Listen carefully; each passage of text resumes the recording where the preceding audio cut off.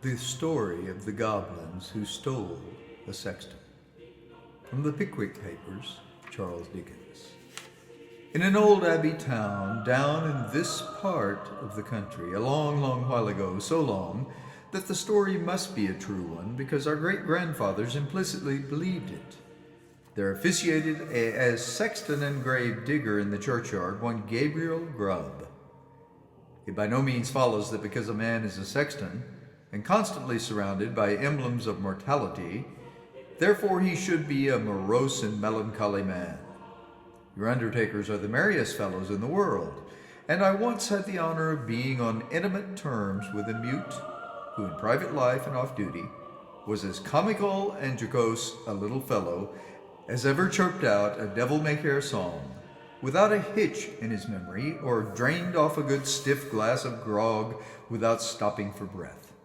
But notwithstanding these precedents to the contrary, Gabriel Grubb was an ill-conditioned, cross-grained, surly fellow, a morose and lonely man who consorted with nobody but himself and an old wicker bottle which fitted into his large, deep waistcoat pocket, who eyed each merry face as it passed him by with such a deep scowl of malice and ill humor as it was difficult to meet without feeling something the worse for.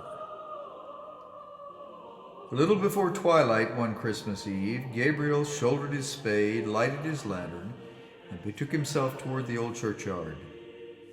For he'd got a grave to finish by next morning, and feeling very low, he thought he might raise his spirits, perhaps, if he went on with his work at once. As he wended his way up the ancient street, he saw the cheerful light of the blazing fires gleam through the old casements, and heard the loud laugh and the cheerful shouts of those who were assembled around them. He marked the bustling preparations for the next day's good cheer, smelt the numerous savory odors consequent thereupon, and as they steamed up from the kitchen windows in clouds, all of this was gall and wormwood to the heart of Gabriel Grubb.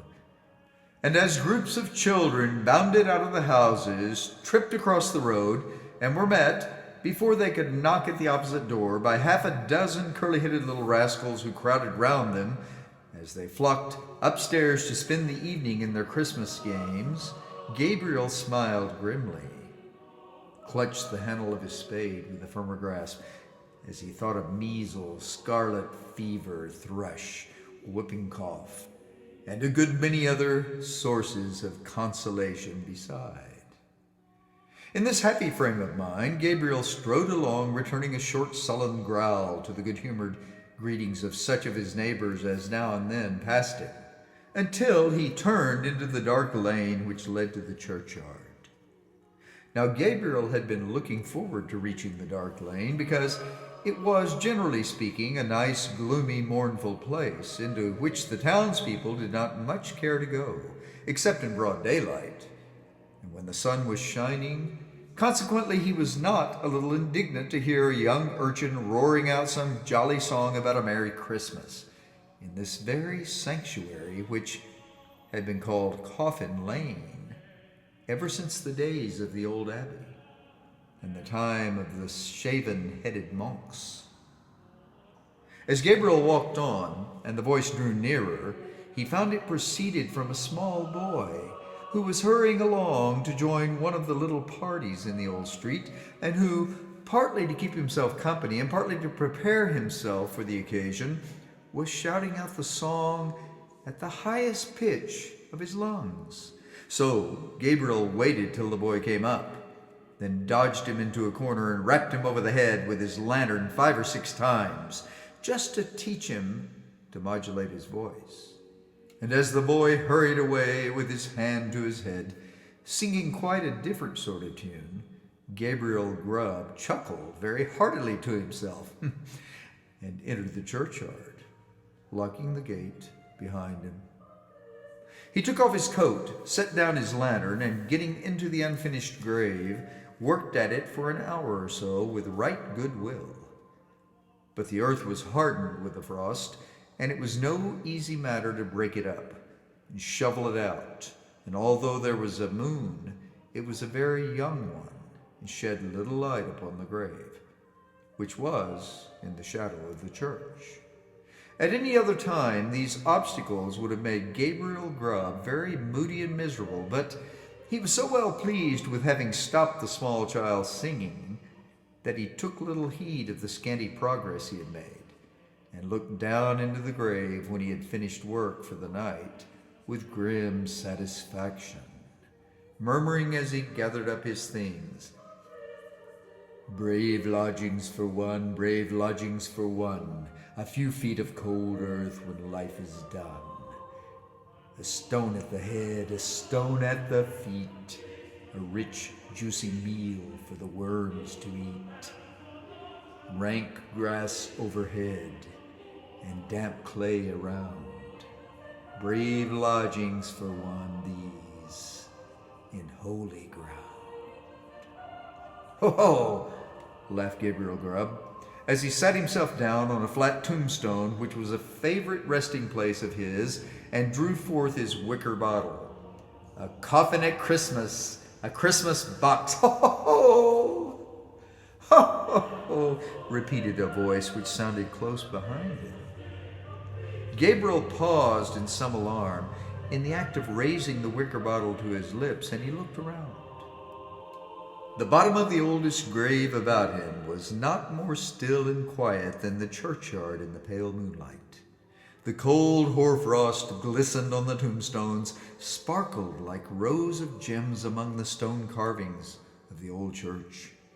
The snow lay hard and crisp upon the ground, spread over the thickly strewn mounds of earth so white and smooth a cover that it seemed as if corpses lay there, hidden only by their winding sheets. Not the faintest rustle broke the profound tranquility of the solemn scene. Sound itself appeared to be frozen up. All was so cold and still. "It was the echoes," said Gabriel Grubb, raising the bottle to his lips again. "It was not," said a deep voice. Gabriel started up and stood rooted to the spot with astonishment and terror, for his eyes rested on a form which made his blood run cold. Seated on an upright tombstone close to him was a strange, unearthly figure, whom Gabriel felt at once was no being of this world. His long, fantastic legs, which might have reached to the ground, were cocked up, crossed after a quaint, fantastic fashion. His sinewy arms were bare, and his hands rested on his knees. On his short, round body he wore a close covering, ornamented with small slashes, and a short cloak dangled at his back. The collar was cut into curious peaks, which served the goblin in lieu of ruff or neckerchief, and his shoes curled up at the toes into long points. On his head he wore a broad-brimmed sugarloaf hat, garnished with a single feather. The hat was covered with a white frost, and the goblin looked as if he had sat on the same tombstone very comfortably for 200 or 300 years. He was sitting perfectly still. His tongue was put out, as if in derision, and he was grinning at Gabriel Grubb with such a grin as only a goblin could call up. "It was not the echoes," said the goblin. Gabriel Grubb was paralyzed and could make no reply. "What do you do here on Christmas Eve?" said the goblin sternly. I came to dig a grave, sir," stammered Gabriel Grubb. "What man wanders among graves and churchyards on such a night as this?" said the goblin. "Gabriel Grubb! Gabriel Grubb!" screamed a wild chorus of voices that seemed to fill the churchyard. Gabriel looked fearfully around. Nothing was to be seen. "What have you got in that bottle?" said the goblin. "Hollands, sir," replied the sexton, trembling more than ever, for he had bought it off smugglers, and he thought that perhaps his questioner might be in the excise department of the Goblins. "Who drinks Hollands alone and in a churchyard on such a night as this, said the goblin. Gabriel Grubb! Gabriel Grubb! Exclaimed the wild voices again. The goblin leered maliciously at the terrified sexton, and then raising his voice he exclaimed, And who then is our fair and lawful prize? To this inquiry the invisible chorus replied in a strain that sounded like the voices of many choristers singing to the mighty swell of the old church organ, a strain that seemed borne to the sexton's ears upon a gentle wind, and to die away as its soft breath passed onward. But the burden of the reply was still the same. Gabriel Grubb! Gabriel Grubb! The goblin grinned a broader grin than before as he said, Well, Gabriel, what do you say to this? The sexton gasped for breath. What do you think of this, Gabriel? Said the goblin, kicking up his feet in the air on either side of the tombstone, and looking at the turned-up points with as much complacency as if he had been contemplating the most fashionable pair of Wellingtons in all Bond Street. It's very curious, sir, replied the sexton, half dead with fright. Very curious and very pretty. But I think I'll go back and finish my work, sir, if you please. Work? Said the goblin. What work? The grave, sir. I'm making a grave, stammered the sexton. Oh, the grave. Said the goblin. Who makes graves at a time when all other men are merry, and then takes pleasure in it? Again the mysterious voices replied, Gabriel Grubb! Gabriel Grubb! I'm afraid my friends want you, Gabriel, said the goblin, thrusting his tongue further into his cheek than ever. And a most astonishing tongue it was. I'm afraid my friends want you, Gabriel, said the goblin. Under favor, sir, replied the horror-struck sexton. I don't think they can, sir. They don't know me. Sir, I don't think the gentlemen have ever seen me, sir. Oh, yes, they have, replied the goblin. We know the man with the sulky face and the grim scowl. He came down the street tonight, throwing his evil looks at the children, grasping his burying spade the tighter. We know the man that struck the boy in the envious malice of his heart, because the boy could be merry, and he could not. We know him. Oh yes, we know him. Here the goblin gave a loud, shrill laugh that the echoes returned 20-fold. Throwing his legs up in the air, stood upon his head, or rather upon the very point of his sugarloaf hat, on the narrow edge of the tombstone, from whence he threw a somerset with extraordinary skill and agility right to the sexton's feet, at which he planted himself in the attitude in which tailors generally sit upon the shop board. I'm afraid I must leave you, sir, said the sexton, making an effort to move. Leave us? Said the goblin. Gabriel Grubb going to leave us? As the goblin laughed, the sexton observed for one instant a brilliant illumination within the windows of the church, as if the whole building were lighted up. It disappeared. The organ pealed forth a lively air, and whole troops of goblins, the very counterpart of the first one, poured into the churchyard, began playing at leapfrog with the tombstones, never stopping for an instant to take breath, but overing the highest among them, one after the other, with the most marvelous dexterity. The first goblin was the most astonishing leaper, and none of the others could come near him. Even in the extremity of his terror, the sexton could not help observing that while his friends were content to leap over the common-sized gravestones, the first one took the family vaults, iron railings and all, with as much ease as if they had been so many street posts. At last the game reached to a most exciting pitch. The organ played quicker and quicker. The goblins leaped faster and faster, coiling themselves up, rolling head over heels upon the ground, bounding over the tombstones like footballs. The sexton's brain whirled round with the rapidity of the motion he beheld, and his legs reeled beneath him as the spirits flew before his eyes, when the goblin king, suddenly darting towards him, laid his hand upon his collar and sank with him through the earth.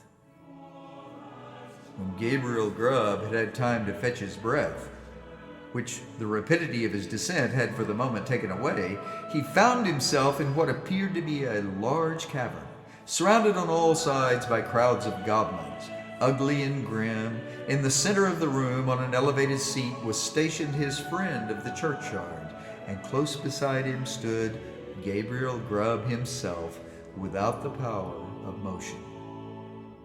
"Cold tonight," said the king of goblins, "very cold. A glass of something warm. Here." At this command, half a dozen officious goblins, with a perpetual smile upon their faces, whom Gabriel Grubb imagined to be courtiers, on that account hastily disappeared and presently returned with a goblet of liquid fire, which they presented to the king. "Ah," said the goblin, whose cheeks and throat were quite transparent, as he tossed down the flame, "this warms one. Indeed, bring a bumper of the same for Mr. Grubb." It was in vain for the unfortunate sexton to protest that he was not in the habit of taking anything warm at night, for one of the goblins held him while another poured the blazing liquid down his throat, and the whole assembly screeched with laughter as he coughed and choked, and wiped away the tears which gushed plentifully from his eyes after swallowing the burning drop.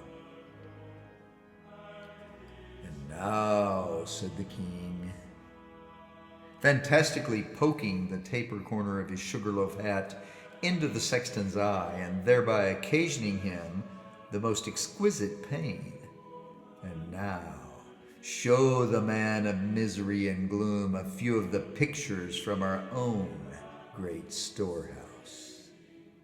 As the goblin said this, a thick cloud which obscured the further end of the cavern rolled gradually away, and disclosed, apparently at a great distance, a small and scantily furnished but neat and clean apartment. A crowd of little children were gathered round a bright fire, clinging to their mother's gown and gambolling round her chair. The mother occasionally rose and drew aside the window curtain as if to look for some expected object. A frugal meal was ready spread upon the table, and an elbow chair was placed near the fire.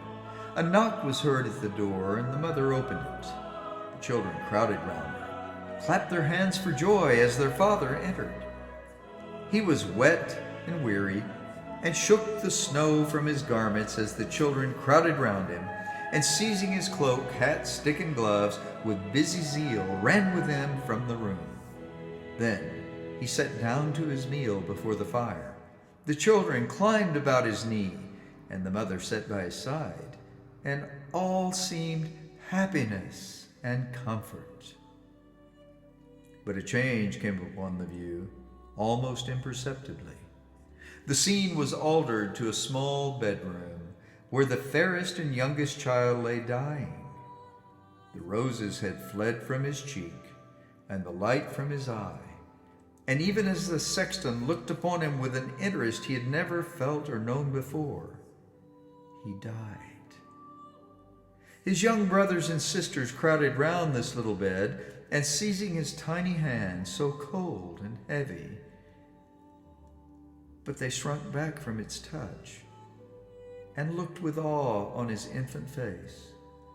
For calm and tranquil as it was, and sleeping in rest and peace as the beautiful child seemed to be, they saw that he was dead, and they knew that he was an angel now, looking down upon and blessing them from a bright and happy heaven. Again, the light cloud passed across the picture, and again the subject changed.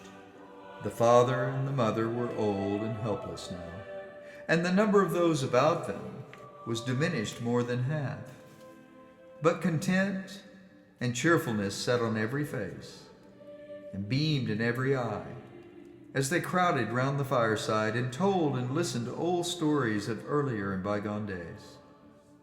Slowly and peacefully the father sank into the grave, and soon after the sharer of all his cares and troubles followed him to a place of rest and peace.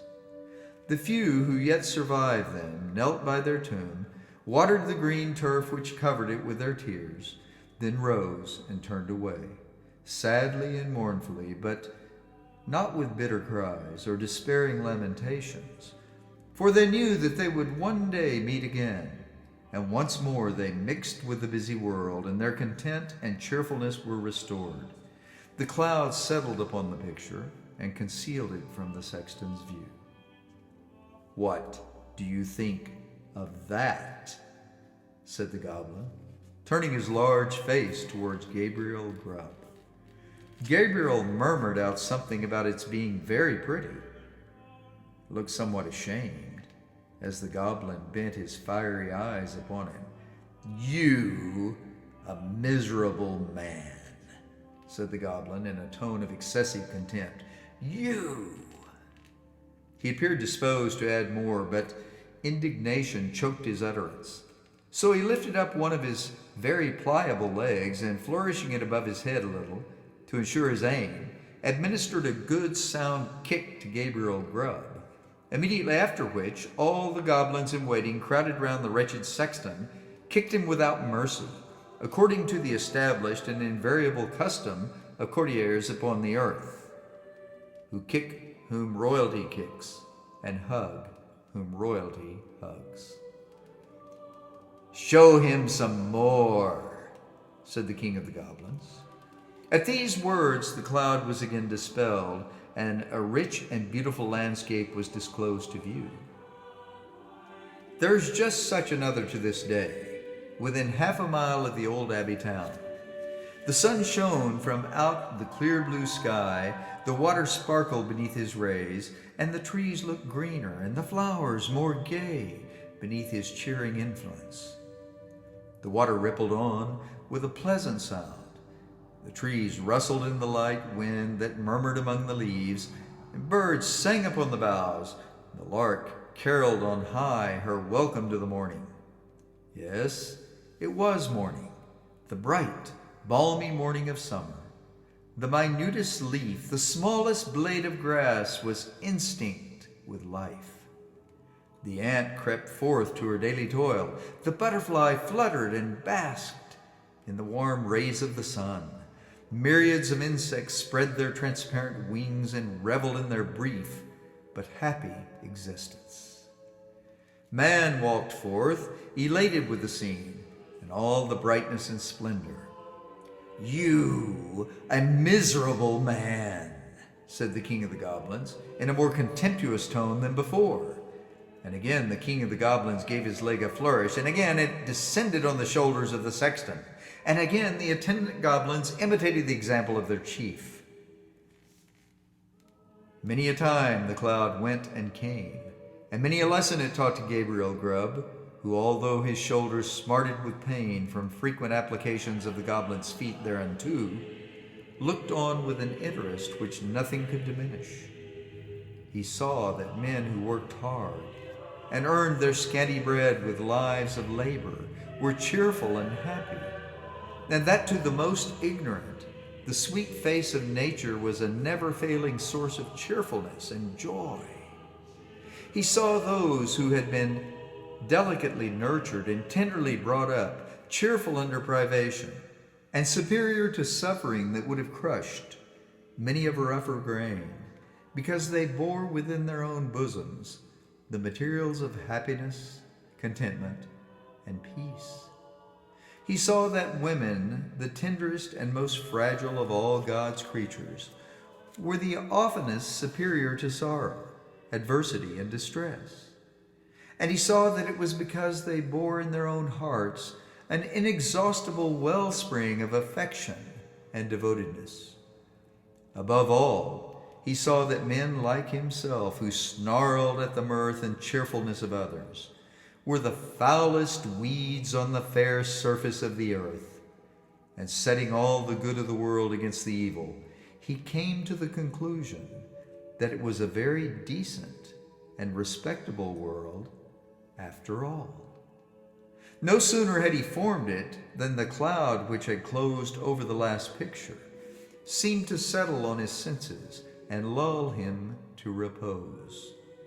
One by one, the goblins faded from his sight, and as the last one disappeared, he sunk to sleep. The day had broken when Gabriel Grubb awoke and found himself lying at full length on the flat gravestone in the churchyard, with a wicker bottle lying empty by his side, and his coat, spade, and lantern, all well whitened by the last night's frost, scattered on the ground. The stone on which he had first seen the goblin seated stood bolt upright before him, and the grave at which he had worked the night before was not far off. At first he began to doubt the reality of his adventures, but the acute pain in his shoulders when he attempted to rise assured him that the kicking of the goblins was certainly not ideal. He was staggered again by observing no traces of footsteps in the snow on which the goblins had played leapfrog with the gravestones. But he speedily accounted for this circumstance when he remembered that, being spirits, they would leave no visible impression behind them. So Gabriel Grubb got on his feet as well as he could for the pain in his back, and brushing the frost off his coat, put it on, and turned his face towards the town. But he was an altered man, and he could not bear the thought of returning to a place where his repentance would be scoffed at and his reformation disbelieved. He hesitated for a few moments and then turned away to wonder where he might and seek his bread elsewhere. The lantern, the spade, and the wicker bottle were found that day in the churchyard. There were a great many speculations about the sexton's fate at first, but it was speedily determined that he had been carried away by the goblins. And there were not wanting some very credible witnesses who had distinctly seen him whisked through the air on the back of a chestnut horse, blind of one eye, with the hind quarters of a lion and the tail of a bear. At length, all this was devoutly believed, and the new sexton used to exhibit to the curious for a trifling emolument a good-sized piece of the church weathercock which had been accidentally kicked off by the aforesaid horse in his aerial flight, and picked up by himself in the churchyard a year or two afterwards. Unfortunately, these stories were somewhat disturbed by the unlooked-for reappearance of Gabriel Grubb himself some 10 years afterwards, a ragged, contented, rheumatic old man. He told his story to the clergyman, also to the mayor, and in course of time it began to be received as a matter of history, in which form it has continued down to this very day. The believers in the weathercock tale, having misplaced their confidence once, were not easily prevailed upon to part with it again.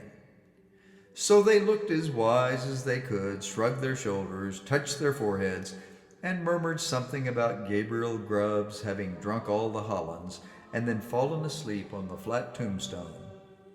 And they affected to explain what he supposed he had witnessed in the goblin's cavern by saying that he had seen the world and grown wiser. But this opinion, which was by no means a popular one at any time, gradually died off. And be the matter how it may, as Gabriel Grubb was afflicted with rheumatism to the end of his days, this story has at least one moral, if it teaches no better one. And that is, that if a man turns sulky and drinks by himself at Christmas time, he may make up his mind to be not a bit the better for it. Let the spirits be ever so good, or let them be even as many degrees beyond proof, as those which Gabriel Grubb saw himself in the Goblin's cavern.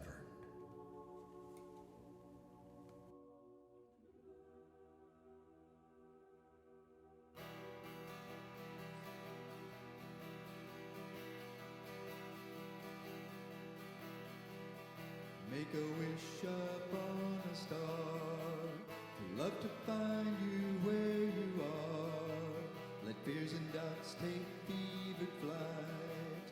Wishes can come true tonight.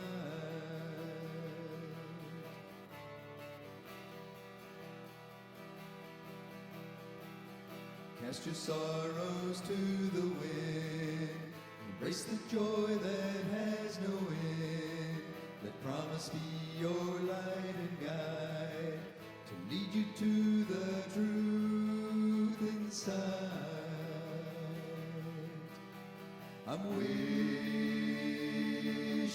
on a star, wishing on a star. Lay aside your winter blues, join me in your dancing shoes. We'll dance beneath that winter star. Love will find us where we are. I'm wishing on a star. I'm wishing on a star. Wishing on a star.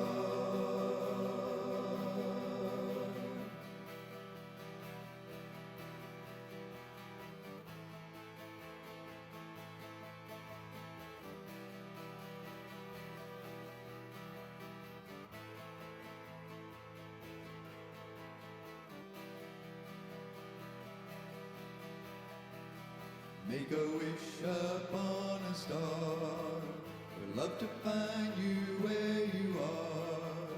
As doubts and fears take fevered flight, wishes will come true tonight. Romantic dreams come true for you tonight. I'm wishing on a star.